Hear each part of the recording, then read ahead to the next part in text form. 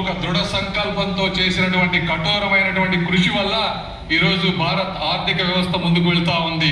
2014 సమయంలో యూపీఏ నుంచి వచ్చినప్పుడు పబ్లిక్ సెక్టర్ బ్యాంకుల్లో దాదాపుగా ఎన్పిఏలు వచ్చి 8% ఎన్పిఏలు 4 లక్షల కోట్ల అప్పుల్లో ఉంటే 4R రూపంలో అంటే రికగ్నిషన్, రిజల్యూషన్, రిఫార్మ్స్, రీక్యాపిటలైజేషన్తో అన్ని పబ్లిక్ సెక్టర్ బ్యాంక్స్ ని 10 బ్యాంకుల్ని 4 బ్యాంకులుగా విలీనం చేసి ఈ రోజు ఎన్పిఏలని 8% నుంచి 0.7%కు తగ్గించి 1,40,000 కోట్ల రూపాయల ఆదాయాన్ని పబ్లిక్ సెక్టర్ బ్యాంక్స్ లో తీసుకొచ్చిన ఘనత శ్రీ నిర్మలా సీతారామన్ గారిదని మీ అందరికీ నేను తెలియజేసుకుంటా ఉన్నా.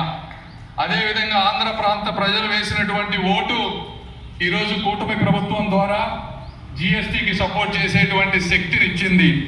జిఎస్టి ద్వారా ప్రతి వ్యక్తికి ఈ రోజున ప్రతి పేద కుటుంబానికి దాదాపుగా 1,200 నుంచి 1,500 నెలకి అంటే సంవత్సరానికి 20,000 రూపాయలు, 2 వీలర్ కొనుక్కునే వాళ్ళకి 10,000 రూపాయలు, కారు కొనుక్కునే వాళ్ళకి 80,000 రూపాయలు, ఇల్లు కట్టుకునే వాళ్ళకి 2 నుంచి 5 లక్షల రూపాయలు.